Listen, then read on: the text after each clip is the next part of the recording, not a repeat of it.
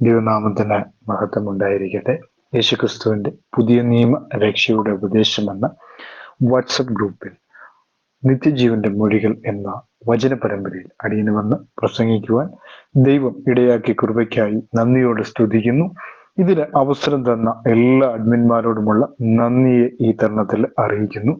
അതുപോലെ ഞങ്ങളെ ഫേസ്ബുക്കിലും യൂട്യൂബിലും വാട്സപ്പിലും ഞങ്ങളെ ശ്രദ്ധിക്കുന്ന എല്ലാ ദൈവമക്കളെയും ദൈവനാമത്തിൽ വന്ദനം ചെയ്യുന്നു. നമ്മൾ കഴിഞ്ഞ ദിവസങ്ങളിൽ ചിന്തിച്ചു കൊണ്ടിരുന്നത് ഏകദൈവ വിശ്വാസിയായ മോശയെ കുറിച്ചാണല്ലോ. അതിന്റെ മൂന്നാമത്തെ ഭാഗത്തിൽ നമ്മൾ എത്തിച്ചേർന്നുവല്ലോ, അല്ലേ? അവസാനമായി നമ്മൾ ചിന്തിച്ചു കൊണ്ടിരുന്നത് എന്തായിരുന്നു? പുറപ്പാട് പുസ്തകം 2-ാം അധ്യായം അതിന്റെ 10-ാമത്തെ വാക്യത്തിലായിരുന്നു നമ്മൾ അവസാനമായിട്ടും ചിന്തിച്ചിരുന്നത്. ഞാൻ അവനെ വെള്ളത്തിൽ നിന്ന് വലിച്ചെടുത്തു എന്ന് പറഞ്ഞ് അവൾ അവന് മോശ എന്ന പേരിട്ടു, അല്ലെ? വെള്ളത്തിൽ നിന്ന് വലിച്ചെടുത്തു എന്ന് പറഞ്ഞ് അവൾ അവന് മോശ എന്ന പേരിട്ടു. അപ്പൊ മോശ ജനനം മുതലേ ഒരത്ഭുതമായിരുന്നു, അല്ലെ? അവന്റെ ജീവിതം മുഴുവനും അത്ഭുതങ്ങൾ നിറഞ്ഞതായിരുന്നു. അവൻ തന്നെ ഒരു അത്ഭുതമായിരുന്നു. വെള്ളത്തിൽ നിന്ന് വലിച്ചെടുത്തു എന്നുള്ളതാണ് അവനെ കുറിച്ച് പറയുന്നത്, അല്ലെ? അവന്റെ ജീവകാലം മുഴുവനും ദൈവം അത്ഭുതമായി നടത്തി. എന്നെ കേൾക്കുന്ന പ്രിയ ജനമേ, നിങ്ങളുടെ ജീവിതത്തിലും ദൈവം ഇങ്ങനെ അത്ഭുതകരമായി നടത്തണമെങ്കിൽ ദൈവത്തിന് നിങ്ങളെ കുറിച്ചൊരു പദ്ധതി ഉണ്ടെങ്കിൽ നിങ്ങളും ഒരു അത്ഭുതമാണ്. അതുവരെയും നിങ്ങൾ എന്ത് ചെയ്യും? പ്രതികൂലങ്ങളിലൂടെയും പ്രതിസന്ധികളിലൂടെയും വേദനകളിലൂടെയും ഒക്കെ നിങ്ങൾ കിടന്നു പോകും. മോശയുടെ അവസ്ഥ നമ്മൾ ശ്രദ്ധിച്ചു, അല്ലെ? മോശയിൽ നിന്ന് പഠിക്കുവാനുള്ള പാഠം എന്താണ്? നമ്മുടെ ജീവിതത്തിൽ നമ്മൾ ഒരുപാട് പ്രതിസന്ധികളും പ്രതികൂലങ്ങളും നമ്മുടെ ജീവിതത്തെ തേടിയെത്തും. കാരണം എന്തുകൊണ്ടാണ്? നമ്മളിൽ ഒരു പദ്ധതി നിറഞ്ഞിരിക്കുന്നു എന്നുണ്ടെങ്കിൽ നമ്മളുടെ പുറകെ പ്രതിസന്ധികളും പ്രതികൂലങ്ങളും കൂടുതലായി ഏറി വന്നുകൊണ്ടിരിക്കും. കാരണം നമ്മളെ തടസ്സപ്പെടുത്തുക എന്നുള്ളതാണ് നമ്മുടെ ശത്രുവായ പിശാചിന്റെ സ്വഭാവം എന്ന് പറയുന്നത്. അവനെപ്പോഴും നമ്മളെ തടസ്സപ്പെടുത്തും. നമ്മുടെ മാർഗങ്ങൾ അവൻ തടസ്സപ്പെടുത്തും. അവൻ നമ്മുടെ ജീവിത രേഖകൾ, നമ്മുടെ ജീവിത വഴികൾ അവൻ തകർക്കുവാൻ ശ്രമിക്കും. കാരണം ദൈവത്തിന് ഇവൻ ഉപയോഗിക്കപ്പെടരുത്, അല്ലെങ്കിൽ ദൈവത്തിന് വേണ്ടി ഇവൻ പ്രയോജനപ്പെടരുത് എന്നുള്ള ചിന്ത എപ്പോഴും ആർക്കുണ്ട്? പിശാചിനുണ്ട്. പിശാച് കാലങ്ങൾ മുതലേ ആരാണ്? മനുഷ്യന്റെ ജനനം മുതലേ, മനുഷ്യന്റെ ആരംഭം മുതലേ അവൻ ശത്രുവാണ്. അവൻ ഏതൻ മുതലേ അവൻ ശത്രുവാണ് മനുഷ്യൻ. അപ്പോൾ ഇപ്പോഴും അങ്ങനെ തന്നെ, അല്ലെ? ഇപ്പോഴും അവൻ നമ്മളെ തകർക്കുവാനായിട്ട് നമ്മുടെ പുറകെ തന്നെയുണ്ട്. പ്രത്യേകിച്ചും ദൈവത്തോട് അടുത്തിരിക്കുന്നവനെ കാണുമ്പോൾ അവനെ എത്രയും പെട്ടെന്ന് തകർക്കുക എന്നുള്ളതാണ് അവന്റെ പൂർണ്ണമായ ലക്ഷ്യം എന്ന് പറയുന്നത്. യേശുക്രിസ്തുവിനെ പോലും അവൻ പരീക്ഷിച്ചു എന്നുള്ളത് നമുക്ക് ദൈവജനത്തിൽ നമുക്ക് കാണുവാനായിട്ട് സാധിക്കുന്നു. ദൈവ മനുഷ്യനായി തീർന്ന യേശുക്രിസ്തുവിനെ പോലും അവൻ പരീക്ഷിക്കുവാൻ ഒതുങ്ങിയെങ്കിൽ നമ്മളെ വെറുതെ വിടും, അല്ലെ? നമ്മളെ ഒരിക്കലും വെറുതെ വിടത്തില്ല. മോശയുടെ ജീവിതത്തിലും അങ്ങനെ അനേകം കാര്യങ്ങൾ പിശാച് ചെയ്തു, തടസ്സപ്പെടുത്തുവാൻ ശ്രമിച്ചു. അവന്റെ ജനനത്തിങ്കിൽ തന്നെ ആൺകുട്ടികളെ കൊന്നുകളയണമെന്നുള്ള കൽപ്പന പുറപ്പെടുവിച്ചിട്ടും അവരെ കൊണ്ട് തന്നെ അവനെ വളർത്തുവാൻ ദൈവം മുഖാന്തരമൊരുക്കിയ കാഴ്ച നമുക്ക് കാണുവാനായിട്ട് സാധിക്കുന്നു. പ്രിയ സഹോദരങ്ങളെ, അല്ലെ? നിങ്ങളുടെ ജീവിതത്തിൽ ഒരു പ്രതികൂലവും പ്രതിസന്ധികളിലൂടെയും നിങ്ങൾ കടന്നു പോകുന്നു. കഴിഞ്ഞ നാളുകളിൽ ദൈവത്തിന് നിങ്ങളെ കുറിച്ച് ഒരു പദ്ധതി ഉണ്ടായിരുന്നു. പക്ഷെ ആ പദ്ധതിയിലേക്ക് എത്തിച്ചേരുവാൻ നിങ്ങൾക്ക് കഴിയുന്നില്ല എങ്കിൽ നിങ്ങൾ ചിന്തിച്ചു കൊള്ളണം, അതിന്റെ സമയമാകാതിരിക്കാനായിട്ട് പിശാച് തടഞ്ഞു വെച്ചിരിക്കുകയാണ്. നിങ്ങളുടെ പ്രതിസന്ധി കാലഘട്ടങ്ങളിൽ നിങ്ങളെ തടഞ്ഞു വെച്ച് കഴിഞ്ഞാൽ അവന്റെ വിചാരം നിങ്ങളെ പൂർണ്ണമായി തകർക്കാമെന്നാണ്. പക്ഷേ മോശയെ തകർക്കുവാനായി പിശാചിന് പ്ലാൻ ഉണ്ടായിരുന്നു. പക്ഷെ എങ്കിലും എന്താണ് അത്? ദൈവം തച്ചുടച്ചു മാറ്റി എന്നുള്ള കാര്യം നമുക്ക് കാണുവാനായിട്ട് സാധിക്കുന്നു, പ്രിയ സഹോദരങ്ങളെ. അപ്പോൾ നമ്മുടെ ജീവിതത്തിൽ എങ്ങനെയാണ്? നമ്മുടെ ജീവിതത്തിൽ പ്രതിസന്ധികളും പ്രതികൂലങ്ങളും കഴിയുമ്പോൾ നമ്മൾ വിചാരിക്കും നമ്മുടെ വാഗ്ദത്തങ്ങളൊന്നും നിറവേറുന്നില്ലല്ലോ, ദൈവം പറഞ്ഞ കാര്യങ്ങളൊന്നും നമ്മുടെ ജീവിതത്തിൽ നിറവേറുന്നില്ലല്ലോ, നമ്മുടെ ജീവിതത്തിൽ അതൊന്നും സാധ്യമാകുന്നില്ലല്ലോ, നമ്മുടെ ജീവിതത്തിൽ പ്രതികൂലങ്ങളും പ്രതിസന്ധികളും ഏറുകയാണ്, ദൈവം പറയുന്നതൊന്നും നമ്മുടെ ജീവിതത്തിൽ നടക്കുന്നില്ലല്ലോ. അബ്രഹാമിനെ കുറിച്ച് നമ്മൾ പഠിച്ചപ്പോഴും ഇതേ അവസ്ഥ തന്നെയായിരുന്നു അബ്രഹാമിന്റെ ജീവിതത്തിൽ, അല്ലേ? 100 3-ാമത്തെ വയസ്സിലാണ് കുഞ്ഞുണ്ടാകുന്നത്. നമ്മള് കഴിഞ്ഞ എപ്പിസോഡുകളിലൊക്കെ നമ്മൾ കണ്ടു. അത് ഈ കാര്യം തന്നെയാണ് മോശയ്ക്ക് ഇവിടെ സംഭവിച്ചത്. കാരണം മോശ എന്ന് പറയുന്നത് ആരാണ്? ഇസ്രായേലിനെ നയിക്കേണ്ട ദൈവത്തിന്റെ പ്രതിനിധിയാണ് അവൻ പിറന്നു. അവനെ എങ്ങനെയെങ്കിലും അവൻ പിറന്നാൽ എന്താണ് സംഭവിക്കുക? പിശാചിന് നഷ്ടം വരും. അതുകൊണ്ട് തന്നെ പിശാച് എന്ത് ചെയ്യും? ഇവനെ തകർക്കുവാൻ, ജന്മത്തിൽ തന്നെ തകർക്കുവാൻ ശ്രമിച്ചെങ്കിലും അതും പിശാചിന് പരാജയമായി, അല്ലെങ്കിൽ അതൊരു അടിയായി പിശാചിന് മാറ്റപ്പെട്ടു എന്നുള്ളതാണ് നമുക്ക് കാണുവാനായിട്ട് സാധിക്കുന്നു. പിശാച് പറയിപ്പിച്ചവര് കൊണ്ട് തന്നെ അവനെ വളർത്തേണ്ടതായിട്ട് വന്നു എന്നുള്ള കാര്യവും അവിടെ നമുക്ക് കാണുവാനായിട്ട് സാധിക്കുന്നു, പ്രിയ സഹോദരങ്ങളെ. അപ്പോൾ നമ്മൾ വീണ്ടും മുന്നോട്ട് വായിക്കാൻ പോകുമ്പോൾ അവിടെ വായിക്കുന്നത് നമുക്ക് കാണുവാനായിട്ട് സാധിക്കുന്നു. പുറപ്പാട് പുസ്തകം 2:11 നമ്മൾ കാണുകയാണ്, അക്കാലത്ത് മോശ മുതിർന്ന ശേഷം അവൻ തന്റെ സഹോദരന്മാരുടെ അടുക്കൽ ചെന്ന് അവരുടെ ഭാരമുള്ള വേല നോക്കി തന്റെ സഹോദരന്മാരിലൊരു എബ്രായനെ ഒരു മിസ്രൈമ്യൻ അടിക്കുന്നത് കണ്ടു എന്ന് അവിടെ രേഖപ്പെടുത്തിയിരിക്കുന്നു. പ്രവൃത്തികളുടെ പുസ്തകം 7-ാം അധ്യായം 23 മുതൽ 25 വരെയുള്ള വാക്യങ്ങൾ നമ്മൾ വായിക്കുമ്പോൾ, അപ്പോസ്തല പ്രവൃത്തികൾ 7-ാം അധ്യായം 23 മുതൽ 25 വരെയുള്ള വാക്യങ്ങൾ നമ്മൾ വായിക്കുമ്പോൾ അവിടെ ഇങ്ങനെ കാണുവാനായിട്ട് സാധിക്കുന്നു. 23-ാമത്തെ വാക്യത്തിൽ എഴുതിയിരിക്കുന്ന എങ്ങനെയാണ്, അവന് 40 വയസ്സ് തികയാറായപ്പോൾ ഇസ്രായേൽ മക്കളായ തന്റെ സഹോദരന്മാരെ ചെന്ന് കാണണം എന്ന് മനസ്സിൽ തോന്നി. അവരിൽ ഒരുത്തൻ അന്യായം ഏൽക്കുന്നത് കണ്ടിട്ട് അവന് തുണ നിന്നു. മിസ്രൈമ്യനെ അടിച്ചു കൊന്നു. പീഡിതന് വേണ്ടി പ്രതിക്രിയ ചെയ്തു. ദൈവം താൻ മുഖാന്തരം അവർക്ക് രക്ഷ നൽകുമെന്ന് സഹോദരന്മാർ ഗ്രഹിക്കുമെന്ന് അവൻ നിരൂപിച്ചു. എങ്കിലും അവർ ഗ്രഹിച്ചില്ല എന്ന് അവിടെ കാണുവാനായിട്ട് സാധിക്കുന്നു. അല്ലേ? അവിടെ നമ്മൾ വായിച്ചത് എന്തായിരുന്നു? 23-ാമത്തെ വാക്യത്തിൽ അവൻ 40 വയസ്സ് തികയാറായപ്പോഴെന്നാണ് അവിടെ രേഖപ്പെടുത്തിയിരിക്കുന്നത്. അവിടെ എഴുതിയിരിക്കുന്ന ഇസ്രായേൽ മക്കളായ തന്റെ സഹോദരന്മാരെ ചെന്ന് കാണണമെന്ന് അവന് മനസ്സിൽ തോന്നി. അവരിൽ ഒരുത്തൻ അന്യായം ഏൽക്കുന്നത് കണ്ടിട്ട് അവന് തുണനിന്നു. മിസ്രൈമ്യനെ അടിച്ചു കൊന്നു. പീഡിതന് വേണ്ടി പ്രതിക്രിയ ചെയ്തു. അപ്പൊ മോശ തന്റെ സഹോദരന്മാർക്ക് വേണ്ടി, അല്ലെങ്കിൽ സഹോദരന്മാര് ദുഷ്ടതരം കാണിച്ചപ്പോൾ അല്ലെങ്കിൽ പാപം ചെയ്തപ്പോൾ അവർക്ക് എന്ത് ചെയ്തു? സപ്പോർട്ട് ചെയ്യുന്ന ഒരു കാഴ്ച അവിടെ കാണുന്നു, അല്ലെ? കാരണം ഇസ്രായേൽ ജനത്തെ നയിക്കേണ്ട നായകൻ, അല്ലെങ്കിൽ ഇസ്രായേൽ ജനത്തെ നയിക്കേണ്ട നായകനായിട്ട് തിരഞ്ഞെടുത്ത മോശ തന്റെ സഹോദരന്മാർ ചെയ്ത തെറ്റിനെ ന്യായീകരിച്ചുകൊണ്ട് അവരെ സഹായിക്കുന്ന ഒരു കാഴ്ച അവിടെ കാണുവാനായിട്ട് സാധിക്കുന്നു. അപ്പോ പുറത്തുനിന്ന് ചിന്തിക്കുന്നവർക്ക് മനസ്സിലാകും, ഇവൻ ഇസ്രായേൽ ജനത്തെ ഒരു കാലത്ത് നയിക്കേണ്ടവനാണ്, ദൈവത്തിന് വേണ്ടി പ്രതിനിധി ആയിരിക്കേണ്ടവൻ, എന്തേ ഇങ്ങനെ പൈശാചിക പ്രവർത്തനങ്ങൾക്ക് കൂട്ടുനിൽക്കുന്നു എന്നുള്ളത് അവിടെ കാണുവാനായിട്ട് സാധിക്കുന്നു, പ്രിയ സഹോദരങ്ങളെ. അപ്പൊ നമ്മുടെയൊക്കെ ജീവിതത്തിൽ ഇങ്ങനെയാണ്. നമ്മൾ പലപ്പോഴും എന്ത് ചെയ്യും?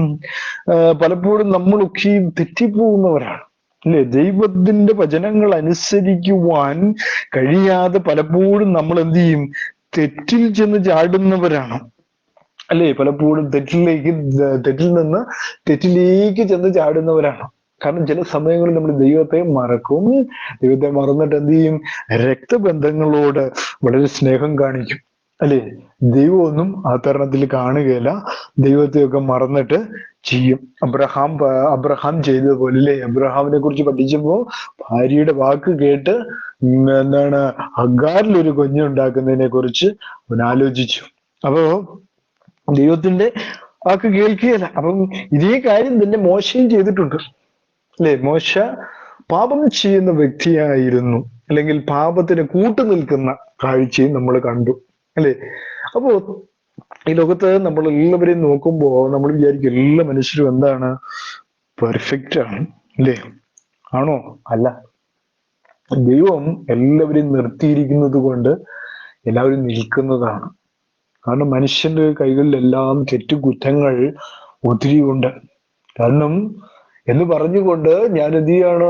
ഒരാളെ പാപം ചെയ്യുവാനായിട്ട് പ്രോത്സാഹിപ്പിക്കുകയാണെന്ന് നിങ്ങൾ ചിന്തിക്കും. ഒരിക്കലുമല്ല. പാപം ചെയ്യാൻ പാടില്ല. ദൈവത്തെ ഭയപ്പെടണം. അല്ലെങ്കിൽ എന്ത് ചെയ്യും? അതിന്റെ ശിക്ഷ ലഭിക്കുക തന്നെ ചെയ്യും. അതുകൊണ്ട് ദൈവത്തിൽ തന്നെ ആശ്രയിച്ച് മുന്നോട്ട് പോകുവാൻ നിങ്ങൾക്ക് കഴിഞ്ഞാൽ അതൊരു അനുഗ്രഹമായി നിങ്ങൾക്ക് തീരുക തന്നെ ചെയ്യുമെന്നുള്ള കാര്യം ഞാൻ ഓർമ്മിപ്പിച്ചു കൊള്ളട്ടെ. എബ്രായരുടെ ലേഖനം 11-ാം അധ്യായം 24 മുതൽ 26 വരെയുള്ള വാക്യങ്ങൾ നമ്മൾ വായിക്കുമ്പോൾ, എബ്രായരുടെ ലേഖനം 11-ാം അധ്യായം 24 മുതൽ 26 വരെയുള്ള വാക്യങ്ങൾ നമ്മൾ വായിക്കുമ്പോൾ അവിടെ രേഖപ്പെടുത്തിയിരിക്കുന്നത് എങ്ങനെയാണ്? 24-ാമത്തെ വാക്യത്തിൽ എഴുതിയിരിക്കുകയാണ്, വിശ്വാസത്താൽ മോശ താൻ വളർന്നപ്പോൾ പാപത്തിന്റെ തൽക്കാല ഭോഗത്തേക്കാൾ ദൈവജനത്തോടു കൂടെ കഷ്ടം അനുഭവിക്കുന്നത് തെരഞ്ഞെടുത്തു. പ്രതിഫലം നോക്കിയത് കൊണ്ട് ഫറവോന്റെ പുത്രിയുടെ മകനെന്ന് വിളിക്കുന്നത് നിരസിക്കുകയും മിസ്രൈമിലെ നിക്ഷേപങ്ങളെക്കാൾ ക്രിസ്തുവിന്റെ നിന്ന വലിയ ധനമെന്ന് എണ്ണുകയും ചെയ്തു എന്ന് അവിടെ രേഖപ്പെടുത്തിയിരിക്കുന്നു. എന്താണ്? ദൈവത്തിന് വേണ്ടി പ്രവർത്തിക്കുന്നതിലായിരുന്നു മോശയ്ക്ക് കൂടുതലായും താല്പര്യം എന്നുള്ളത്, മിസ്രൈമിലെ നിക്ഷേപങ്ങളെക്കാട്ടിലും, അല്ലേ? അതുപോലെ തന്നെ ദൈവജനത്തോടു കൂടി കഷ്ടം അനുഭവിക്കുന്നതിലായിരുന്നു അവന് താല്പര്യം എന്നുള്ളത്.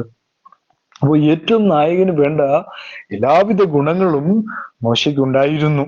ജനങ്ങൾക്ക് വേണ്ടി കഷ്ടം അനുഭവിക്കുവാൻ, അല്ലെ? യേശുക്രിസ്തു അങ്ങനെയായിരുന്നു. സകല ജനത്തിന്റെ പാപങ്ങളുടെ പരിഹാരം, അതെ, പാപങ്ങളുടെ പരിഹാരത്തിനായിട്ട് അവൻ ക്രൂശിൽ മരിച്ചു എന്ന് യേശുക്രിസ്തുവിനെ കുറിച്ച് നമ്മൾ പറയുമ്പോൾ തന്നെ യേശുക്രിസ്തു എന്താണ്? പാപികളെ വിടുവിക്കുവാൻ വേണ്ടിയാണ് അവൻ ഇറങ്ങി വന്നു, ഭൂമിയിലേക്ക് ഇറങ്ങി വന്നു, അല്ലേ? നമ്മളെ രക്ഷിക്കുവാനായി, നമ്മൾ പാപത്തിന്റെ ചേറിൽ കിടന്ന മനുഷ്യരെ വീണ്ടെടുക്കുവാൻ, ഇന്നും പാപത്തിൽ ജനിക്കുന്നവരെ വീണ്ടെടുക്കുവാൻ കർത്താവ് ഇന്ന് സമീപസ്ഥനായി നിൽക്കുന്നു എന്നുള്ളതാണ് നമ്മൾ മനസ്സിലാക്കേണ്ട പ്രധാനപ്പെട്ട കാര്യം എന്ന് പറയുന്നത്. പ്രിയ സഹോദരങ്ങളെ, ഇവിടെ നമ്മൾ മനസ്സിലാക്കി, വിശ്വാസം ഒരു പ്രധാന ഘടകമാണ്. പ്രിയ സഹോദരങ്ങളെ, വിശ്വാസം വേണം. വിശ്വാസം ഇല്ലാതെ ഒന്നും നടക്കത്തില്ല. അതുകൊണ്ടാണ് 11-ാം അധ്യായം 1-ാം വാക്യത്തിൽ എഴുതിയിരിക്കുന്ന വിശ്വാസത്തിന്റെ, എബ്രായർ ലേഖനം 11-ാം അധ്യായം 1-ാം വാക്യത്തിൽ എഴുതിയിരിക്കുന്ന വിശ്വാസം എന്നതോ ആശിക്കുന്നതിന്റെ ഉറപ്പും കാണാത്ത കാര്യങ്ങളുടെ നിശ്ചയമാകുന്നു എന്ന് അവിടെ രേഖപ്പെടുത്തിയിരിക്കുന്നത് നമുക്ക് കാണുവാനായിട്ട് സാധിക്കുന്നു. പ്രിയ സഹോദരങ്ങളെ, വിശ്വാസം എന്നത് എന്താണ്? ആശിക്കുന്നതിന് ഉറപ്പാണ്. അപ്പം വിശ്വാസ വീരന്മാരുടെ പട്ടികയിൽ മോശയുമുണ്ട്. നിങ്ങളുണ്ടോ എന്നുള്ള കാര്യം നിങ്ങളെ തന്നെ ശോധന ചെയ്യണം. നമ്മൾ ഓരോരുത്തരും വിശ്വാസത്തിന്റെ പട്ടികയിലുള്ളവരാണോ? വിശ്വാസ പുരുഷന്മാരാണോ? അല്ലെങ്കിൽ വിശ്വാസം നിലനിൽക്കുന്നവരാണോ എന്ന് നിങ്ങളെ തന്നെ നിങ്ങൾ ശോധന ചെയ്യേണ്ട കാലഘട്ടം വളരെയേറിയിരിക്കുന്നു. കാരണം ഈ കാലങ്ങളിൽ വിശ്വാസത്യാഗികളുടെ എണ്ണം വളരെ കൂടിക്കൊണ്ടിരിക്കുന്ന നാളുകളാണ്. പ്രിയ സഹോദരങ്ങളെ, അനേകർ തങ്ങളുടെ വിശ്വാസം അവസാനം നാളാകുമ്പോഴത്തേക്ക് അനേകർ എന്ത് ചെയ്യും? തങ്ങളുടെ വിശ്വാസത്തെ ഇട്ടേച്ചു പോകുന്ന ഒരു കാലഘട്ടം വന്നുകൊണ്ടിരിക്കുന്നു. കാരണം കർത്താവിന്റെ വരവിൽ ഇതൊക്കെ സംഭവിക്കുമെന്ന് ദൈവവചനം നേരത്തെ തന്നെ എഴുതി വെച്ചിരിക്കുന്ന കാഴ്ച നമുക്ക് കാണുവാനായിട്ട് സാധിക്കുന്നു. പ്രിയ സഹോദരങ്ങളെ, അപ്പൊ മോശ എന്തായിരുന്നു? ഒരു വിശ്വാസ വീരനായിരുന്നു എന്നുള്ള കാര്യം എബ്രായർ ലേഖനത്തിൽ പൗലോസ് അപ്പോസ്തലൻ തന്റെ ലേഖനത്തിൽ രേഖപ്പെടുത്തിയിരിക്കുന്നു. എബ്രായർ ലേഖനം എഴുതിയിരിക്കുന്നത് പൗലോസ് അപ്പോസ്തലനാണെന്ന് വിശ്വസിക്കപ്പെടുന്നു. അദ്ദേഹം എഴുതി വെച്ചിരിക്കുന്നു. എന്താണ്? മോശ ഒരു വിശ്വാസ വീരൻ കൂടിയായിരുന്നു എന്ന് രേഖപ്പെടുത്തിയിരിക്കുകയാണ്. നമുക്കൊക്കെ വേണ്ടത് എന്താണ്? വിശ്വാസ വീരന്മാരായി നിന്നുകൊണ്ട് പോരാടുവാൻ, ദൈവത്തിന് വേണ്ടി പോരാടുന്നവരായി തീരുവാൻ നമ്മളെ കുറിച്ച് ദൈവം ആഗ്രഹിക്കുന്നു എന്നുള്ളതാണ്. അതുകൊണ്ട് ഈ ദിവസങ്ങളിൽ എന്നെ കേൾക്കുന്ന പ്രിയ സഹോദരങ്ങളെ, നിങ്ങൾ വിശ്വാസത്തിൽ പോരാടുന്നവർ ആയിരിക്കണമെന്ന് ഈ ദൈവവചനം വളരെ ശക്തമായിട്ട് നമ്മളോട് സംസാരിക്കുന്ന കാഴ്ച നമുക്ക് കാണുവാനായിട്ട് സാധിക്കുന്നു എന്നുള്ളതാണ്. അപ്പൊ എന്താണ്? ഈ ലോകത്തിലെ സന്തോഷത്തെക്കാളും സമ്പത്തിനേക്കാളും മോശ ദൈവത്തെയും ദൈവ ജനത്തെയും തെരഞ്ഞെടുത്ത തനിക്ക് അതിനാണ് താൻ എന്ത് ചെയ്തത്? കൂടുതലായി പ്രാധാന്യം കൊടുത്തത്. ഇതിൽ മോശ നമുക്കുള്ളവർക്കും ഒരു മഹത്തായ മാതൃകയായി മാറിയിരിക്കുകയാണ് മോശ, അല്ലേ? മോശയെ കുറിച്ച് നമ്മൾ ആദ്യം തന്നെ പഠിച്ചു. മോശ ആരായിരുന്നു? ഏകദൈവ വിശ്വാസിയായിരുന്നു, വിശ്വാസ വീരനായിരുന്നു എന്നുള്ള കാര്യം നമ്മൾ ഇതിൽ മനസ്സിലാക്കുന്നു. മൂന്നാമത്തെ കാര്യം എന്താണ്? ദൈവജനത്തിന് വേണ്ടി കഷ്ടം അനുഭവിക്കുന്നതും, അതുപോലെ തന്നെ എന്താണ്? നിശ്ചയമിലെ സമ്പത്തിനെയും സന്തോഷത്തിനെക്കാട്ടിലും ദൈവജനത്തോടൊപ്പം കഷ്ടം അനുഭവിക്കുന്നതിന് താൻ തയ്യാറായിരുന്നു എന്ന് മോശയെ കുറിച്ച് കാണുവാനായിട്ട് സാധിക്കുന്നു, പ്രിയ സഹോദരങ്ങളെ. അതുകൊണ്ട് തന്നെ മത്തായിയുടെ സുവിശേഷം 6-ാം അധ്യായം 19 മുതൽ 21 വരെയുള്ള വാക്യങ്ങൾ നമ്മൾ വായിക്കുമ്പോൾ, മത്തായിയുടെ സുവിശേഷം 6-ാം അധ്യായം 19 മുതൽ 21 വരെയുള്ള വാക്യങ്ങൾ, 19-21 വരെയുള്ള വാക്യങ്ങളിൽ അവിടെ എഴുതിയിരിക്കുന്നത് എങ്ങനെയാണ്? പുഴുവും തുരുമ്പും കിടക്കുകയും കള്ളന്മാർ തുരന്ന് മോഷ്ടിക്കുകയും ചെയ്യുന്ന ഈ ഭൂമിയിൽ നിങ്ങൾ നിക്ഷേപം സ്വരൂപിക്കരുത്. പുഴുവും തുരുമ്പും കിടക്കാതെയും കള്ളന്മാർ തുരന്ന് മോഷ്ടിക്കാതെയും ഇരിക്കുന്ന സ്വർഗത്തിൽ നിക്ഷേപം സ്വരൂപിച്ചു കൊള്ളുവിൻ. നിന്റെ നിക്ഷേപം ഉള്ളിടത്ത് നിന്റെ ഹൃദയവും ഇരിക്കും എന്ന് അവിടെ രേഖപ്പെടുത്തിയിരിക്കുന്നത് നമുക്ക് കാണുവാനായിട്ട് സാധിക്കുന്നു. മോശയെ സംബന്ധിച്ചിടത്തോളം നമ്മൾ കണ്ടു, ഫറവോന്റെ അല്ലെ പുത്രിയുടെ മകനായിട്ട് വളർന്നെങ്കിലും അവിടെ നിക്ഷേപങ്ങളൊക്കെ ഉണ്ടായിരുന്നു. അതിന് മോശ എന്ത് ചെയ്തില്ല?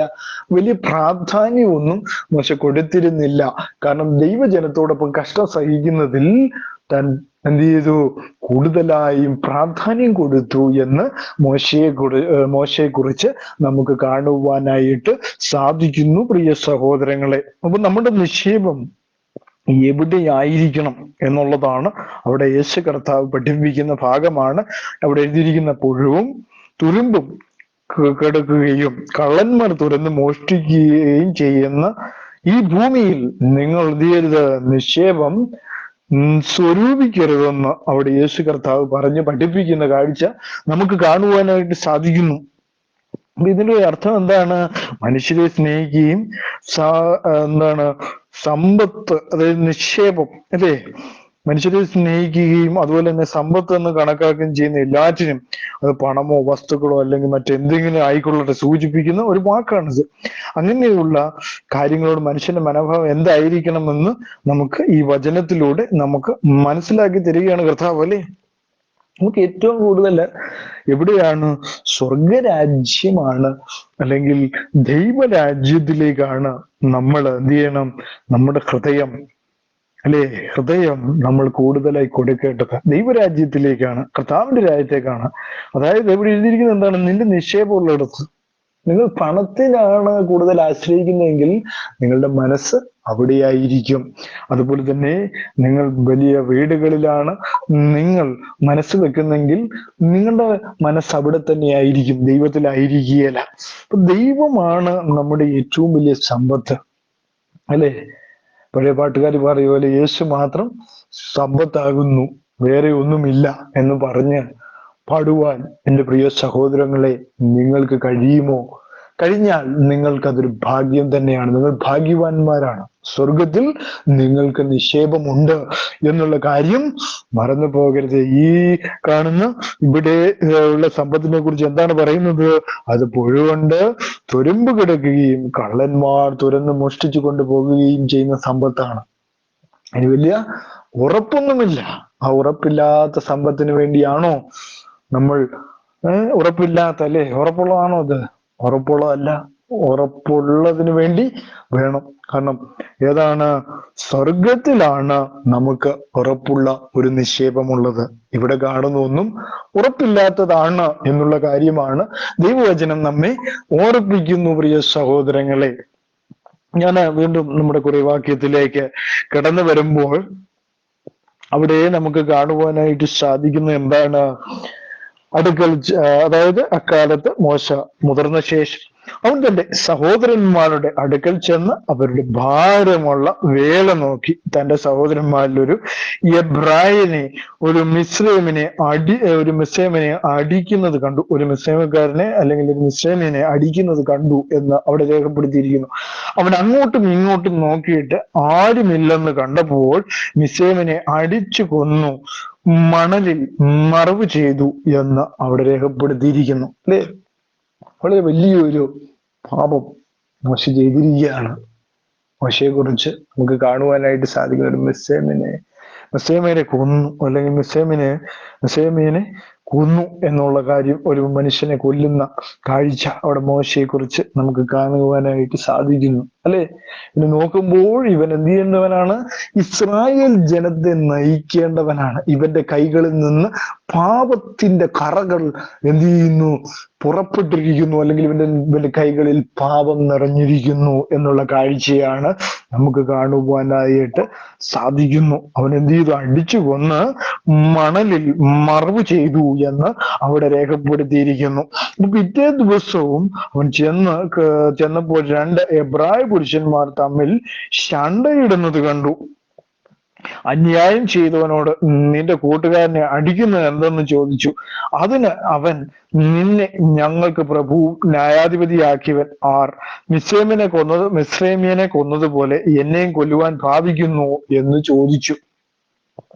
അല്ലേ? അപ്പോൾ കാര്യം പ്രസിദ്ധമായി പോയല്ലോ എന്ന് മോശ പറഞ്ഞ് പേടിച്ചു. അപ്പോ മോശ എന്ത് ചെയ്തു?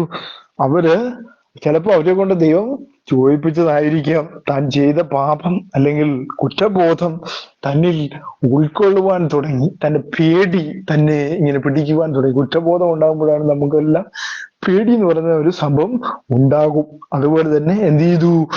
മോശയ്ക്ക് അത് ഉണ്ടായി. അവിടെ എഴുതിയിരിക്കുകയാണ്, മോശ പെട്ടെന്ന് പേടിച്ചു. അതായത് കൂടെയുള്ളവര് പറഞ്ഞു, നീ ചെയ്തത് പാപമാണ് എന്ന് മോശയെ ഓർപ്പിച്ചു എന്നുള്ളതാണ് അവിടെ കാണുവാനായിട്ട് സാധിക്കുന്നു. അതിനവൻ, നിന്നെ ഞങ്ങൾക്ക് പ്രഭുവും ന്യായാധിപതിയുമാക്കിയവൻ ആർ? മിസ്രൈമിനെ കൊന്നതുപോലെ എന്നെയും കൊല്ലുവാൻ ഭാവിക്കുന്നു എന്ന് ചോദിച്ചു. അപ്പോൾ കാര്യം പ്രസിദ്ധമായി പോയല്ലോ എന്ന് പറഞ്ഞ് മോശ പേടിച്ചു എന്നാണ് അവിടെ രേഖപ്പെടുത്തിയിരിക്കുന്നത്. അപ്പൊ ഫറവോൻ ഈ കാര്യം കേട്ടാരെ മോശയെ കൊല്ലുവാൻ അന്വേഷിച്ചു. അത് ശ്രദ്ധിക്കേണ്ട ഒരു കാര്യമാണ്. ദൈവം തെരഞ്ഞെടുത്ത പാനപാത്രമാണ്. അവൻ പാപം ചെയ്തിരിക്കുകയാണ്, പാപത്തിൽ വീണിരിക്കുകയാണ്. അല്ലേ? കാരണം നിങ്ങളെ കുറിച്ച് ദൈവത്തിനൊരു പദ്ധതി ഉണ്ടെങ്കിൽ നിങ്ങൾ എന്ത് ചെയ്യുന്നു? പ്രതികൂലങ്ങളിലും പ്രതിസന്ധികളിലും ഒക്കെ അകപ്പെടും. ഞാൻ ആദ്യം തന്നെ പറഞ്ഞു, പിശാച് നിങ്ങളെ എപ്പോഴും എന്ത് ചെയ്യുന്നു? ഉപദ്രവിക്കാനായിട്ട് കാത്തിരിക്കുകയാണ്. കാരണം അവന്റെ ലക്ഷ്യം എന്താണ്? ദൈവത്തിന് നിങ്ങളുടെ മേലുള്ള പദ്ധതി നടക്കരുത്. അത് തടയുവാനാണ് അവന്റെ ശ്രമം എന്ന് പറയുന്നത്. അവൻ അതിനു വേണ്ടി എന്ത് ചെയ്തുകൊണ്ടിരിക്കും? വളരെ വലുതായിട്ട് ശ്രമിച്ചുകൊണ്ടേയിരിക്കും. ഇപ്പൊ മോശയ്ക്ക് സംഭവിച്ചത് അതാണ്. പദ്ധതി നടക്കരുത്. ദൈവത്തിന്റെ അവനെ ആ പ്രതിനിധിയാക്കരുത്, അംബാസഡർ ആക്കരുത്. അതിനു വേണ്ടി എന്തും ചെയ്യുവാനായിട്ട് പിശാച് ഒരുങ്ങിയിരിക്കുകയാണ്. അപ്പൊ എന്ത് ചെയ്യും? മോശയ്ക്ക് പേടിയുണ്ടായി, ഭയമുണ്ടായി എന്നുള്ള കാര്യം അവിടെ കാണുന്നു. അതുപോലെ തന്നെ എന്ത് ചെയ്തു? ഫറവോ ഈ കാര്യം കേട്ടതാരെ എന്ത് ചെയ്തു? മോശയെ കൊല്ലുവാൻ അന്വേഷിച്ചു എന്നവിടെ രേഖപ്പെടുത്തിയിരിക്കുന്നു. അപ്പൊ എന്താണ്? മോശയെ ഫറവോന്റെ സന്നിധിയിൽ നിന്ന് ഓടിപ്പോയി എന്ന് രേഖപ്പെടുത്തിയിരിക്കുന്നു. ഭയം വന്നപ്പോ എന്ത് ചെയ്തു? താൻ ഓടിപ്പോയി. പക്ഷേ അതിനെക്കുറിച്ച് നമ്മൾ പഠിക്കുമ്പോൾ നമുക്ക് കാണുവാനായിട്ട് സാധിക്കുന്നു, ഭയം കൊണ്ട് മാത്രമല്ല അവൻ ഓടിപ്പോയത്, വിശ്വാസത്താൽ ഓടിപ്പോയി എന്നും. മിദ്യാൻ ദേശം എന്ത് ചെയ്യുന്നു? സീനായി പ്രദേശങ്ങൾ ഉൾപ്പെട്ടിരിക്കുന്നു. എബ്രായർ ലേഖനം 11-ാം അധ്യായം 27-ാമത്തെ വാക്യം നമ്മൾ വായിക്കുമ്പോൾ, എബ്രായർ ലേഖനം 11:27 നമ്മൾ വായിക്കുന്നത് ഇങ്ങനെയാണ്. 27-ാമത്തെ വാക്യത്തിൽ ഇങ്ങനെ കാണുന്നു, വിശ്വാസത്താൽ അവൻ അദൃശ്യ ദൈവത്തെ കണ്ടതുപോലെ ഉറച്ചു നിൽക്കിയാൽ രാജാവിന്റെ കോപം ഭയപ്പെടാതെ മിസ്രൈമീൻ വിട്ട് പോന്നു എന്ന് അവിടെ രേഖപ്പെടുത്തിയിരിക്കുന്നു. അപ്പോൾ നമ്മൾ മനസ്സിലാക്കേണ്ട ഒരു പ്രധാനമായ കാര്യം എന്താണ്? മോശെ വിശ്വാസത്താൽ ഓടുന്നു എന്നുള്ള കാഴ്ചയാണ് നമുക്ക് അവിടെ കാണുവാനായിട്ട് സാധിക്കുന്നു. അല്ലേ? തെറ്റുകൾ തനിക്ക് സംഭവിച്ചു, മിസ്രയീമിനെ കൊന്നു എന്നുള്ള വലിയ തെറ്റ് താൻ ചെയ്തു. ഫറവോ തന്നെ കൊല്ലുവാനായിട്ട് ഒരുങ്ങുന്നു എന്നുള്ള കാര്യവും തനിക്ക് മനസ്സിലായപ്പോൾ താൻ ഓടി പൊക്കളഞ്ഞു എന്ന് അവിടെ രേഖപ്പെടുത്തിയിരിക്കുന്ന കാഴ്ച നമുക്ക് കാണുവാനായിട്ട് സാധിക്കുന്നു എന്നുള്ളതാണ്. അപ്പോൾ അടുത്ത നമ്മൾ പ്രധാനമായിട്ടും ചിന്തിക്കുമ്പോൾ അവൻ ഓടിപ്പോയി എന്ന് അവിടെ കാണുവാനായിട്ട് സാധിക്കുന്നു. അപ്പൊ അടുത്ത വാക്യത്തിൽ എഴുതിയിരിക്കുകയാണ്, മിദ്യാൻ ദേശത്ത് എന്ന് പാർത്തു. അവന് ഒരു കിണറ്റിനരികെ ഇരുന്നു എന്ന് അവിടെ രേഖപ്പെടുത്തിയിരിക്കുന്നു. അപ്പോൾ മിദ്യാനിലെ പുരോഹിതന് 7 പുത്രിമാരുണ്ടായിരുന്നു. അവർ വന്ന് അപ്പന്റെ ആടുകൾക്ക് കുടിപ്പാൻ വെള്ളം കോരി തൊട്ടികൾ നിറച്ചു എന്ന് അവിടെ രേഖപ്പെടുത്തിയിരിക്കുന്നു. എന്നാൽ ഇടയന്മാർ വന്ന് അവരെ ആട്ടിക്കളഞ്ഞു. അപ്പോൾ മോശ എഴുന്നേറ്റ് അവരെ സഹായിച്ച് അവരുടെ ആടുകളെ കുടിപ്പിച്ചു എന്ന് രേഖപ്പെടുത്തിയിരിക്കുന്നു. മോശയ്ക്ക് ഒരു സ്വഭാവം ഉണ്ടായിരുന്നു, എല്ലാവരെയും സഹായിക്കുന്ന ഒരു സ്വഭാവം. അല്ലെ, നിങ്ങൾ സഹായിച്ചിട്ടുണ്ടോ ആളുകളെ? അല്ലെ, നിങ്ങൾ പലപ്പോഴും സഹായ മനസ്കരാണ്. ദൈവം സഹായ മനസ്കതയൊക്കെ ഇഷ്ടപ്പെടുന്ന മനുഷ്യനാണ്.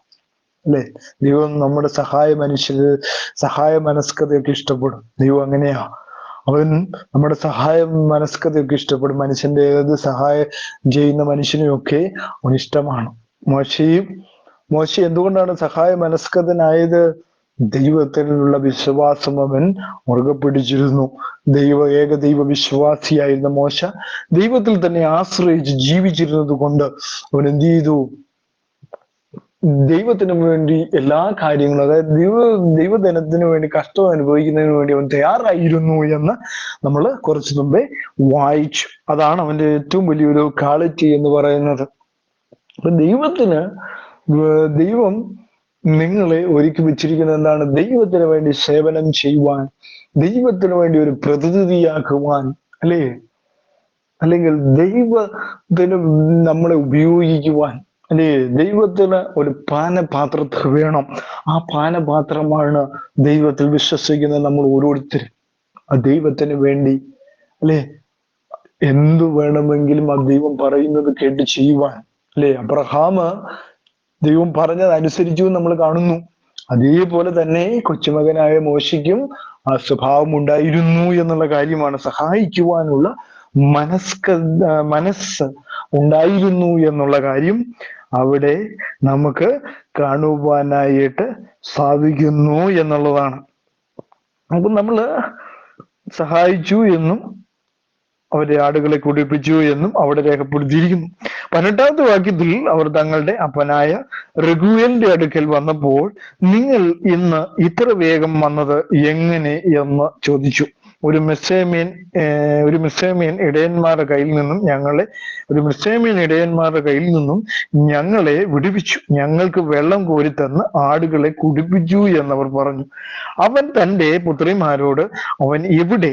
നിങ്ങൾ അവനെ വിട്ടേച്ചു പോകുന്നതെന്ത്? ഭക്ഷണം കഴിപ്പാൻ അവനെ വിളിപ്പീൻ എന്ന് പറഞ്ഞു. മോശയ്ക്ക് അവനോടുകൂടെ പാർപ്പാൻ സമ്മതമായി. മോശ തന്റെ മകൾ സിപ്പോറയെ കൊടുത്തു. വളരെ ശ്രദ്ധിക്കേണ്ട ഒരു കാര്യമാണ്. മോശയുടെ സഹായ സന്നദ്ധതയൊക്കെ കണ്ടപ്പോ അവർക്ക് ഇഷ്ടപ്പെട്ടു, അല്ലേ? അപ്പൊ അവൻ എവിടെ എന്നൊക്കെ ചോദിച്ചു. അപ്പോ സഹായ മനസ്കതയൊക്കെ കണ്ടപ്പോൾ എന്ത് ചെയ്തു? ദൈവം തന്നെ അവനെ ഒരുക്കേണ്ട സ്ഥലം, അതായത് ഓടിപ്പോയെങ്കിലും ദൈവം അവിടെയും അവനെ കരുതുന്നു എന്നുള്ളതാണ്. അപ്പോ നമ്മൾ കണ്ടു, അവിടെ ഓർഡർ പ്രഖ്യാപിച്ചപ്പോഴും അവനെ നദി കൂടി ഒഴുക്കി വിട്ടപ്പോഴും ദൈവത്തിന് എന്തുണ്ടായിരുന്നു? ഒരു പദ്ധതി ഉണ്ടായിരുന്നു. അവൻ ഫറവോന്റെ കൊട്ടാരത്തിൽ വളരണമെന്നുള്ളതും പദ്ധതി ഉണ്ടായിരുന്നു. ആ പദ്ധതിക്ക് ശേഷം അവൻ ഓടിപ്പോയപ്പോഴും ദൈവം അവനെ കണ്ടു എന്നുള്ളതാണ്. ദൈവം അവനെ മറന്നു കളഞ്ഞില്ല. കാരണം ദൈവം അവനെ മറന്നു കളഞ്ഞില്ല, അല്ലെ? ദൈവം ഒരിക്കലും അവനെ മറന്നു കളഞ്ഞില്ല. അവൻ പോയതെല്ലാം ദൈവിക പദ്ധതിയില്ല. ഇന്ന് എന്നെ കേൾക്കുന്ന പ്രിയ സഹോദരങ്ങളെ, നിങ്ങൾ ദൈവത്തിലാണെങ്കിൽ നിങ്ങൾ ജീവിക്കുന്നതിന് ഒരു ദൈവിക പദ്ധതിയിലാണ്. അവൻ നിങ്ങളെ ദൈവിക പദ്ധതിയിൽ നിർത്തിയിരിക്കുകയാണ്. ആ പദ്ധതിയിൽ നിങ്ങൾ അണ്ണും വീണ്ടും മാറാതിരുന്നാൽ മതി. ദൈവം നിങ്ങൾ അവസാനത്തോളം, അല്ലെ, നരയ്ക്കുവോളം ചുമക്കാവെന്ന് പറഞ്ഞവനാണ് കർത്താവ്. ആ കർത്താവ് നിങ്ങളുടെ അവസാനം വരെ ഇരിക്കും. അല്ലെ? നിങ്ങൾ നിങ്ങളുടെ അവസാനം വരെയും നിങ്ങളെ സൂക്ഷിക്കും, അല്ലേ? അതുകൊണ്ട് നിങ്ങൾ ആ ദൈവത്തിലൊന്ന് നിന്ന് കൊടുത്താൽ മതി, അല്ലെങ്കിൽ ദൈവത്തിന് മുമ്പിൽ നിന്ന് കൊടുത്താൽ മതി. അത് നിങ്ങളെ അന്ത്യം വരെയും കൊണ്ടുപോകുവാൻ ശക്തനായ ഒരു ദൈവത്തെയാണ് നമ്മൾ വിളിക്കുന്നത് എന്നുള്ള കാര്യം നമ്മൾ എന്ത് ചെയ്ത് മറന്നു പോകരുത് പ്രിയ സഹോദരങ്ങളെ. മോശയ്ക്ക് വേണ്ടി ദൈവം കരുതി, അല്ലെ? മോശയ്ക്ക് വേണ്ടതെല്ലാം ദൈവം കരുതി. ആ ഓടിപ്പോയ നാട്ടിലും കരുതി എന്നുള്ളതാണ്. തന്റെ ജനനം മുതൽ ഇപ്പൊ 40 വയസ്സായി, 40 വയസ്സ് വരെയും തന്നെ കരുതുന്ന ദൈവം എന്ന് മോശയ്ക്ക് മനസ്സിലാക്കി കൊടുക്കുന്ന ഒരു ദൈവം. നിന്നെ കേൾക്കുന്ന പ്രിയ സഹോദരങ്ങളെ, നിങ്ങളുടെ പ്രായം എന്തുമാകട്ടെ, നിങ്ങളെ എന്നും കരുതുന്ന ഒരു ദൈവം സ്വർഗത്തിൽ ഇന്നും നിങ്ങൾക്ക് വേണ്ടി ജീവിക്കുന്നു. പ്രിയ സഹോദരങ്ങളെ, ആ ദൈവത്തിന് വേണ്ടി ഒന്ന് നിങ്ങൾ നിലനിന്ന് കൊടുത്തേ. അവൻ നിങ്ങളെ സഹായിക്കുന്ന ദൈവമാണ്. ഈ വചനം അത് തന്നെയാണ് നമ്മളോട് സംസാരിക്കുന്നത് കേട്ടോ. ഇന്ന് ദൈവവചനം വളരെ ശക്തമായി സംസാരിക്കുന്നു. നിങ്ങൾക്ക് വേണ്ടി വലിയവ ചെയ്യും. നിങ്ങൾക്ക് വേണ്ടി നിങ്ങൾ ഏത് പ്രതിസന്ധിയിലായിക്കൊള്ളട്ടെ, നിങ്ങൾ എവിടെ ഓടി ഒളിക്കുകയായിരിക്കും. കാരണം നിങ്ങളുടെ ജീവിതത്തിലെ പ്രതിസന്ധി, നിങ്ങൾ അകപ്പെട്ടിരിക്കുന്ന പ്രതിസന്ധി, നിങ്ങൾ അകപ്പെട്ടിരിക്കുന്ന പ്രതികൂലം, അല്ലെ? ആ പ്രതികൂലത്തിൽ നിങ്ങൾ വളരെയധികം വേദനപ്പെട്ടുകൊണ്ടിരിക്കുകയായിരിക്കും. ഇനി നിങ്ങൾക്ക് ഇതിൽ നിന്നൊരു ഉയർച്ചയുണ്ടോ? അല്ലെങ്കിൽ ഒരിക്കലും ഇതിൽ നിന്ന് നിങ്ങൾക്ക് പുറത്തു വരുവാൻ നിങ്ങൾക്ക് കഴിയുമോ എന്ന് നിങ്ങൾ നിങ്ങളോട് തന്നെ ചോദിക്കുന്ന അവസ്ഥയിലായിരിക്കും നിങ്ങൾ എന്നെ കേൾക്കുന്ന പ്രിയ ജനമേ. ഇന്ന് കർത്താവിന്റെ വചനം നിങ്ങളോട് പറയുന്നു, നിങ്ങൾ എവിടെ, നിങ്ങളെ കുറിച്ച് ദൈവത്തിനൊരു പദ്ധതിയുണ്ട്. ആ പദ്ധതിയിൽ നിങ്ങൾ വിശ്വസിക്കുമ്പോൾ, ആ ദൈവത്തിൽ നിങ്ങൾ വിശ്വസിക്കുമ്പോൾ നിങ്ങളെ ഉയർത്തുന്നവനാണവൻ. അവൻ ഏത് കഠിന ശോധനയിലൂടെ നിങ്ങൾ കടന്നു പോകുന്നവരാണെങ്കിലും ഇന്ന് നിങ്ങൾ വിശ്വസിച്ചാൽ, അല്ലെ? മോശയ്ക്കുണ്ടായിരുന്ന ഗുണം എന്താണ്? അവൻ വിശ്വസിച്ചു, അല്ലെ? വിശ്വാസ വീരനായിരുന്നു അവൻ. അപ്പൊ ആ വിശ്വാസ വീരനായ മോശ ഓട്ടമോടി, പക്ഷെ അവിടെയും ദൈവം അവനെ കരുതി. ദൈവം കരുതുന്നു, ദൈവം മറന്നില്ല. കാരണം അവൻ ഇസ്രായേലിനെ നയിക്കുവാൻ ദൈവം തിരഞ്ഞെടുത്ത പാത്രമാണ്. ആ പാത്രത്തിന് ഉടയാൻ ദൈവം സമ്മതിക്കത്തില്ല. എന്നെ കേൾക്കുന്ന പ്രിയ ജനമേ, നിങ്ങൾ ദൈവത്തിന്റെ ഒരു പാത്രമാണെങ്കിൽ നിങ്ങൾ ഉടയാനായിട്ട് അവൻ സമ്മതിക്കത്തില്ല. അവൻ വലിയവനായ ദൈവമാണ്. നിങ്ങൾ ഒരിക്കലും എന്ത് ചെയ്യത്തില്ല, ഉടയാനായിട്ട് അവൻ സമ്മതിക്കത്തില്ല, അല്ലേ? മോശെ അവൻ ഉടയാൻ സമ്മതിച്ചില്ല. കാരണം അത് ഉടഞ്ഞു പോകുവാൻ അവൻ സമ്മതിച്ചില്ല എന്നുള്ളതാണ്. അവനെ കുറിച്ച് നമുക്ക്, മോശയെ കുറിച്ച് നമുക്ക് കാണുവാനായിട്ട് സാധിക്കുന്നു പ്രിയ ജനമേ. അപ്പോ അവിടെ നമ്മൾ വ്യക്തമായിട്ട് വായിക്കുമ്പോ മോശയ്ക്ക് അവനോടുകൂടി പാർപ്പാൻ സമ്മതമായി. ദൈവം ഒരുക്കിയ സ്ഥലം ദൈവം നമുക്ക് വേണ്ടി ഒരുക്കും, അല്ലെ? ഈ കാലങ്ങളിൽ നമ്മൾ വിചാരിക്കും നമുക്ക് വേണ്ടി ആരൊരുക്കൂല്ലേ? മോശയും ചോദിച്ചിട്ടുണ്ടാവും. ഓടിപ്പോയപ്പോൾ ആരും ഉണ്ടായിരുന്നില്ല, ആരും തന്നെ സഹായിക്കാനില്ല. പക്ഷെ താൻ അവരെ സഹായിച്ചപ്പോ ദൈവം അവന് വേണ്ടി ഒരുക്കി വഴികൾ. നിന്നെ കേൾക്കുന്ന പ്രിയ ജനമേ, ഇന്ന് വഴികളില്ലാതെ പ്രതിസന്ധികളിൽ കൂടി നിങ്ങൾ അലയുകയാണോ? ദൈവം നിങ്ങൾക്ക് വേണ്ടി വഴി തുറക്കും. കാരണം വഴിയും സത്യവും ജീവനുമായവനാണ് നമ്മുടെ ദൈവം. ആ ദൈവം നിങ്ങൾക്ക് വേണ്ടി വഴികളെ തുറക്കുന്നവനാണ്. മറന്നു പോകരുത് എന്നെ കേൾക്കുന്ന പ്രിയ ജനമേ. നിങ്ങൾ വിശ്വസിച്ചോ?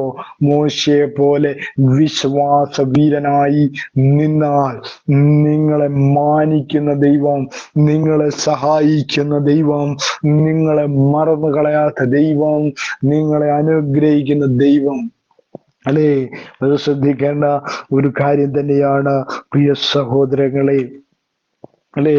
അവിടെ മോശയ്ക്ക് എന്ത് ചെയ്തു? അവിടെ അവൻ മോശയ്ക്ക് തന്റെ മകൾ സിപ്പോറയെ കൊടുത്തു.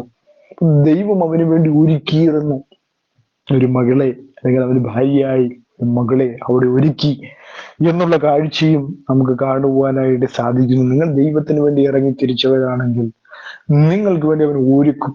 തക്ക സമയത്ത് ഒരുക്കുന്നവനായ ദൈവമാണ്. നിങ്ങൾ ചിന്തിക്കുന്നുണ്ടാവും, എനിക്ക് വേണ്ടി ആരൊരുക്കി തരും അല്ലേ? ആരൊരുക്കി തരും എന്ന് പറയുമ്പോൾ നിങ്ങൾക്ക് വേണ്ടി ഒരുക്കി തരുന്ന ഒരു ദൈവം സ്വർഗത്തിലുണ്ട് എന്നുള്ള കാര്യം മറന്നു പോകരുത്. ഈ വചനം അങ്ങനെ തന്നെ സംസാരിക്കുന്നു പ്രിയ സഹോദരങ്ങളെ. 22-ാമത്തെ വാക്യത്തിൽ എഴുതിയിരിക്കുകയാണ്, അവൾ ഒരു മകനെ പ്രസവിച്ചു, ഞാൻ അന്യദേശത്ത് പരദേശിയായിരിക്കുന്നു എന്ന് അവൻ പറഞ്ഞ് അവന് ഗർശോം എന്ന പേരിട്ടു എന്ന് അവിടെ രേഖപ്പെടുത്തിയിരിക്കുന്നു. അത് ഗർശോം എന്ന എബ്രായ ഭാഷയിൽ എന്താണ് അതിന്റെ അർത്ഥം എന്ന് പറയുന്ന ഒരു പരദേശി എന്നുള്ള വാക്കാണ് അതിന് ഉപയോഗിച്ചിരിക്കുന്നത്. അപ്പോൾ നമ്മൾ മനസ്സിലാക്കേണ്ടത്, ഈ ദിവസങ്ങളിൽ നിങ്ങൾക്ക് വേണ്ടി ഒരുക്കുന്ന ഒരു ദൈവം സ്വർഗത്തിലുണ്ട്. തകർന്നിരിക്കുന്ന മനസ്സുകളെ ദൈവം മാറ്റി പണിയുക തന്നെ ചെയ്യും. കാരണം മോശയെ പണിത ദൈവം നിങ്ങളെയും പണിയുവാൻ ശക്തനാണ് പ്രിയ സഹോദരങ്ങളെ. ഈ ദിവസങ്ങളിൽ ആ ദൈവത്തിന് വേണ്ടി ഒന്ന് കൊടുത്തു നോക്കിക്കേ, നിങ്ങളുടെ ജീവിതം മാറും, നിങ്ങളുടെ പ്രതിസന്ധികൾ മാറും, നിങ്ങളുടെ പ്രതികൂലങ്ങൾ മാറും. ഈ വചനം അങ്ങനെ തന്നെ സംസാരിക്കുന്നു പ്രിയ സഹോദരങ്ങളെ.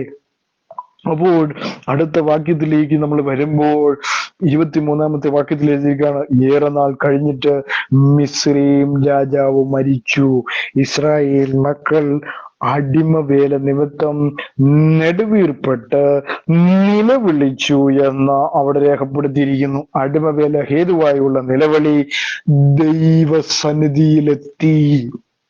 23-ാമത്തെ വാക്യത്തിൽ എന്താണ്, ഏറെ നാൾ കഴിഞ്ഞിട്ട് മിസ്രയീം രാജാവ് മരിച്ചു എന്നും ഇസ്രായേൽ മക്കൾ അടിമവേല നിമിത്തം നെടുവീർപ്പെട്ട് നിലവിളിച്ചു. അടിമവേല ഹേതുവായുള്ള നിലവിളി ദൈവസന്നിധിയിൽ എത്തി. ദൈവം അവരുടെ നിലവിളി കേട്ടു. ദൈവം അബ്രഹാമിനോടും ഇസ്ഹാക്കിനോടും യാക്കോബിനോടും തനിക്കുള്ള നിയമവും ഓർത്തു എന്ന് അവിടെ രേഖപ്പെടുത്തിയിരിക്കുന്നു. ദൈവം ഇസ്രായേൽ മക്കളെ കടാക്ഷിച്ചു എന്ന് അവിടെ കാണുവാനായിട്ട് സാധിക്കുന്നു. അവിടെ ഒരു നിയമം അല്ലെ, അവിടെ ഒരു നിയമം, ദൈവം നിയമങ്ങൾ സ്ഥാപിക്കുന്ന ദൈവമാണ് അല്ലെ. ഉൽപ്പത്തി പുസ്തകം 12-ാം അധ്യായം 1 മുതൽ 3 വരെയുള്ള വാക്യങ്ങൾ വായിക്കുമ്പോൾ ആ നിയമം എന്താണെന്ന് നമുക്ക് കാണാനായിട്ട് സാധിക്കുന്നു.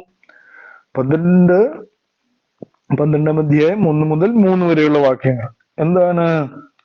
3 വരെയുള്ള വാക്യങ്ങൾ, യഹോവ അബ്രഹാമിനോട് അരുളി ചെയ്തത് എന്തെന്നാൽ, നീ നിന്റെ ദേശത്തെയും ചാർച്ചക്കാരെയും ബന്ധുഭവനത്തെയും വിട്ട് പുറപ്പെട്ട് ഞാൻ നിന്നെ കാണിപ്പാനിരിക്കുന്ന ദേശത്തേക്ക് പോവുക. ഞാൻ നിന്നെ വലിയൊരു ജാതിയാക്കും, നിന്നെ അനുഗ്രഹിച്ച് നിന്റെ പേർ വലുതാക്കും, നീ ഒരു അനുഗ്രഹമായിരിക്കും. നിന്നെ അനുഗ്രഹിക്കുന്നവരെ ഞാൻ അനുഗ്രഹിക്കും, നിന്നെ ശപിക്കുന്നവരെ ഞാൻ ശപിക്കും. നിന്നെ ഭൂമിയിലെ സകല വംശങ്ങളും ഭൂമിയിലെ സകല വംശങ്ങളും അനുഗ്രഹിക്കപ്പെടും എന്ന് അവിടെ രേഖപ്പെടുത്തിയിരിക്കുന്നു. അപ്പം ഇസ്രായേൽ അബ്രഹാം മുഖാന്തരം, ആ തലമുറ അബ്രഹാം, ഇസ്ഹാക്ക്, യാക്കോബ് മുഖാന്തരം ആ തലമുറ ദൈവം തൊട്ടുകൊണ്ടിരിക്കുകയാണ്. ഏത് കാലത്തും ആ തലമുറയുടെ വേദന ദൈവം കണ്ടിരുന്നു എന്നുള്ളതാണ് അവിടെ നമുക്ക് കാണുവാനായിട്ട് സാധിക്കുന്നു പ്രിയ സഹോദരങ്ങളെ അല്ലേ. ദൈവം ആ ഒരു വിഭാഗത്തിന്റെ അല്ലെങ്കിൽ അബ്രഹാമിന്റെ കൊച്ചുമക്കളുടെ വേദന കാണുകയാണ്. അത് ദൈവം കാണുന്നു എന്നുള്ളതാണ്. നിങ്ങൾ ദൈവത്തിന് വേണ്ടി നിന്നിട്ടുണ്ടോ? നിങ്ങളുടെ തലമുറയ്ക്ക് അതൊരു അനുഗ്രഹമാണ് പ്രിയ സഹോദരങ്ങളെ. ആ തലമുറ ദൈവം തൊടും. ആ സംരക്ഷകനായിരിക്കും. കാരണം തലമുറകളുടെ സംരക്ഷകൻ അല്ലെ. ഇസ്രായേൽ ജനത്തിന് ഇത്രയും തലമുറകളുടെ സംരക്ഷകനാണ് ദൈവം. നമ്മള് ചിന്തിക്കുമ്പോൾ നമുക്ക് കാണാനായിട്ട് സാധിക്കും, എത്രയോ തലമുറകൾക്ക് അവൻ സംരക്ഷണം നൽകിയില്ലേ. അബ്രഹാമിലൂടെ, ഇസ്ഹാക്കിലൂടെ, യാക്കോബിലൂടെ പേര് പറയുമ്പോൾ തന്നെ ആ പേരുകൾ തന്നെ പുറത്തു വരുന്നു എന്നുള്ളതാണ്. കാരണം നിങ്ങൾ മുഖാന്തരം നിങ്ങളുടെ തലമുറ അനുഗ്രഹിക്കപ്പെടുമ്പോൾ നിങ്ങളുടെ പേര് സ്വർഗം ഇങ്ങനെ വിളിച്ചു പറയും. അതാണ് സ്വർഗം നമുക്ക് വേണ്ടി കരുതുന്നത് അല്ലേ. നിങ്ങൾ ദൈവത്തിന് വേണ്ടി നിന്നിട്ടുണ്ടോ? നിങ്ങളുടെ പേരുകൾ ദൈവം വെളിപ്പെടുത്തി പറയും. ഹല്ലേലൂയ. അപ്പോ ഞാൻ വെറുതെ പറയുന്നതല്ല, ദൈവവചനത്തിന്റെ വെളിപ്പാടിൽ ഞാൻ പറയുകയാണ്. അതുകൊണ്ട് ഈ പറയുന്ന അബ്രഹാമിനോടും ഇസ്ഹാക്കിനോടും യാക്കോബിനോടും തനിക്കുള്ള നിയമം ഓർത്തു ദൈവം ഇസ്രായേൽ മക്കളെ കടാക്ഷിച്ചു. അവിടെ ശ്രദ്ധിക്കേണ്ട ഒരു കാര്യമാണ്, കടാക്ഷിച്ചു എന്ന് അവിടെ രേഖപ്പെടുത്തിയിരിക്കുന്നു. കടാക്ഷിക്കുന്ന ഒരു ദൈവം അല്ലേ. അവരുടെ ഞെരുക്കം കേട്ടു. കാരണം അടിമ വേല ചെയ്തുകൊണ്ടിരിക്കുകയാണ്. ഫറവോൻ മാറി, അല്ലെങ്കിൽ എന്താണ് വേറെ നമ്മൾ പറഞ്ഞിരുന്നു ആ ചരിത്രമൊക്കെ, രാജാക്കന്മാർ മാറി, അവിടെ ഫറവോ രാജാക്കന്മാർ വന്നു. എന്താണ് പിശാച് ഓരോ സമയത്തും അവരെ ഉപദ്രവിച്ചുകൊണ്ടിരുന്നത്. കാരണം വാഗ്ദത്തമുള്ളവരാ ഇസ്രായേൽ ജനം. അപ്പൊ നിങ്ങളുടെ മേലൊരു വാഗ്ദത്തം ഉണ്ടെങ്കിൽ പിശാചിന് ഇരിക്കപ്രതി കാണില്ല. അവൻ നിങ്ങളെ എങ്ങനെയെങ്കിലും ഒന്ന് ഇങ്ങനെ ഇളക്കുവാൻ ശ്രമിക്കും. അതുപോലെയാണ് ഇസ്രായേൽ ജനത്തിന് സംഭവിച്ചു കൊണ്ടിരിക്കുന്നത്. എപ്പോഴും ഇങ്ങനെ അവനിങ്ങനെ പിടിമുറുക്കിക്കൊണ്ടേയിരിക്കും. അതുപോലെയാണ് ഇസ്രായേൽ ജനത്തെ ഇസ്രായേൽ ജനത്തെ പിശാച് ഇങ്ങനെ പിടിച്ചുകൊണ്ടിരിക്കുകയായിരുന്നു. അടിമത്തത്തില് കിടക്കുകയായിരുന്നു. അടിമത്തം കൂടിക്കഴിഞ്ഞപ്പോ അവർ കരയാൻ തുടങ്ങി, അവർക്ക് വേദന തുടങ്ങി. അവരെ രക്ഷിക്കുവാൻ ആരുമില്ല. അവർ കരയുകയാണ്. അവരെ സഹായിക്കുവാൻ ഒരാളെങ്കിലും അയക്കണമേ എന്നവർ പ്രാർത്ഥിക്കുകയാണ്. അല്ലേ, പ്രാർത്ഥന കേൾക്കുന്നു. പ്രതിനിധി വരാൻ കാലമായി. അവരെ സഹായിക്കുവാനുള്ള പ്രതിനിധിക്ക് വരാൻ കാലമായി. അല്ലേ, ദൈവം അയക്കുകയാണ് മോശ വരാൻ. അത്രയധികം വലിയൊരു കാര്യം ദൈവം ഇസ്രായേലിന് വേണ്ടി ചെയ്യുകയാണ്. ആ കാഴ്ചയിലേക്കാണ് നമ്മൾ ഇനി മുന്നോട്ട് പോകുന്നത്. വചനം കേൾക്കുന്ന പ്രിയ സഹോദരങ്ങളെ, നിങ്ങളെ ദൈവം സഹായിക്കുക തന്നെ ചെയ്യും. കാരണം നിങ്ങൾ ഏത് പ്രതിസന്ധിയിലാണെങ്കിലും നിങ്ങളുടെ വേദന കാണും. ഇസ്രായേൽ ജനത്തിന്റെ വേദന കണ്ട ദൈവം ഇന്ന് നിങ്ങളുടെ കരച്ചിലുകളെ കാണും. അവൻ മറന്നു കളയുന്നവനല്ല, അവൻ നിങ്ങളെ സഹായിക്കുന്ന ദൈവമാണ്. നിങ്ങൾക്ക് ഈ വചനങ്ങൾ അനുഗ്രഹപ്രദമായെങ്കിൽ ഞാൻ നിങ്ങൾക്ക് വേണ്ടി പ്രാർത്ഥിക്കുവാൻ പോവുകയാണ്. മഹാപരിശുദ്ധനും നിത്യനുമായ ദൈവമേ, ഇസ്രായേൽ ജനത്തെ സഹായിച്ചവനായ ദൈവമേ, ഈ കേൾക്കുന്ന വചനം കേട്ട എല്ലാവരെയും ദൈവമേ വാഴ്ത്തി അനുഗ്രഹിക്കണം. അവർ ഏത് പ്രതിസന്ധികളിലൂടെ കടന്നു പോകുന്നെങ്കിൽ, ഏത് പ്രതികൂലങ്ങളിലൂടെ കടന്നു പോകുന്നെങ്കിൽ കർത്താവിന്റെ കരുണ അവരുടെ മേൽ ചൊരിയണമേ എന്ന് ഞാൻ പ്രാർത്ഥിക്കുന്നു. കർത്താവേ, ഹാലയിലെ അവർക്ക് വേണ്ടി ഒരു പ്രതിനിധിയായി ഇറക്കിയ മോശയെ കുറിച്ച് കർത്താവെ ഞങ്ങൾ പഠിച്ചുകൊണ്ടിരിക്കുകയാണല്ലോ. ആ മോശയെ പോലെ ഞങ്ങൾക്ക് വിശ്വാസത്തിൽ നല്ല പോർ പൊരുതുവാൻ ഞങ്ങളെ സഹായിക്കണമേ എന്ന് ഞങ്ങൾ പ്രാർത്ഥിക്കുന്നു. കർത്താവേ, ഈ ദിവസങ്ങളിൽ കൃപയാൽ ഞങ്ങളെ സഹായിക്കണമേ എന്ന് ഞങ്ങൾ പ്രാർത്ഥിക്കുന്നു. അതിനുവേണ്ടി ഞങ്ങളെ ഒരുക്കണമേ എന്ന് ഞങ്ങൾ പ്രാർത്ഥിക്കുന്നു. കർത്താവേ, ഇതിൽ അഡ്മിന്മാരായി പ്രവർത്തിക്കുന്ന എല്ലാവരെയും കർത്താവിന്റെ കരങ്ങളിൽ ഏൽപ്പിച്ച് പ്രാർത്ഥിക്കുന്നു. കർത്താവിന്റെ കൃപ എല്ലാവരോടും കൂടെയിരിക്കണമേ എന്ന് പ്രാർത്ഥിക്കുന്നു. കർത്താവേ, ജനത്തെ വീട് ശുദ്ധീകരിക്കണം, രാജ്യങ്ങളെ അനുഗ്രഹിക്കണം. കർത്താവിന്റെ കൃപ കൂടെയിരിക്കണം. രോഗികളായിട്ട് ഭാരപ്പെടുന്ന എല്ലാവർക്കും പൂർണ്ണമായ സൗഖ്യം വിടുതലും എന്റെ കർത്താവ് നൽകണമേ എന്ന് പ്രാർത്ഥിക്കുന്നു. പ്രാർത്ഥന സ്വർഗം ശ്രദ്ധ കേട്ടുക. സോദരം മാനം മഹത്വ ഭജനെടുക്കണം. എല്ലാം യേശു ക്രിസ്തുവിന്റെ ധന്യമുള്ളതിന്റെ നാമത്തിൽ തന്നെ. ആമേൻ, ആമേൻ. സ്വോത്രം.